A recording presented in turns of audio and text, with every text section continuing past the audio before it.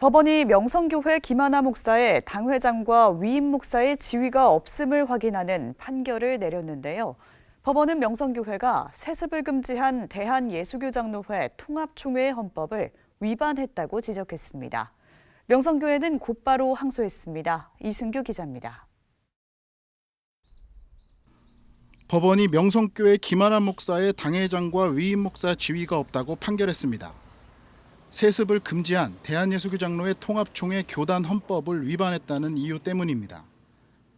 서울 동부지방법원 제14민사부는 판결문에서 예장 통합총회 헌법은 총회에 속한 교회가 지켜야 할 최고 규범이라며 담임 목사직 대물림을 감행한 명성교회와 이를 허락한 서울 동남노회, 또 수습결의안을 채택한 예장 통합총회의 잘못을 시종일관 지적했습니다.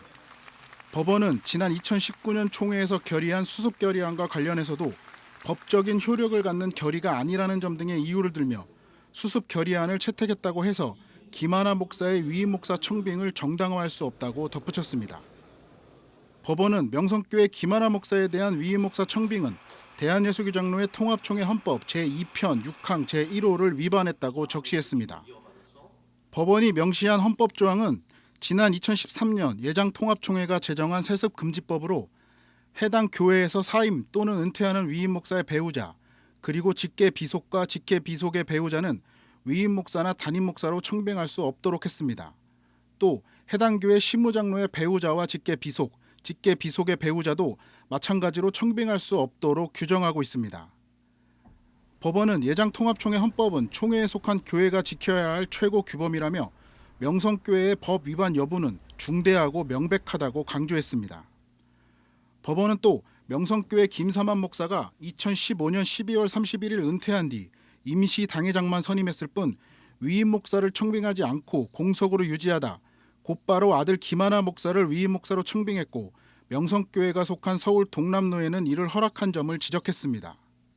예장통합총회 재판국도 지난 2019년 명성교회가 김삼환 목사 은퇴 이후 바로 김하나 목사를 위임 목사로 청빙한 사실을 지적하며 서울 동남노회 청빙 허락 결의를 무효라고 판단한 바 있습니다.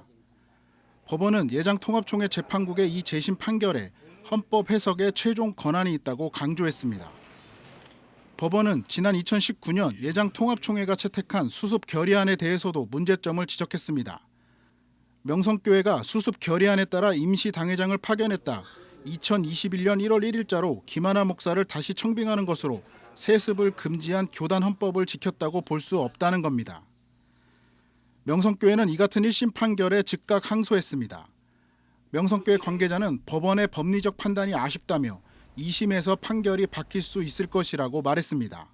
CBS 뉴스 이승규입니다.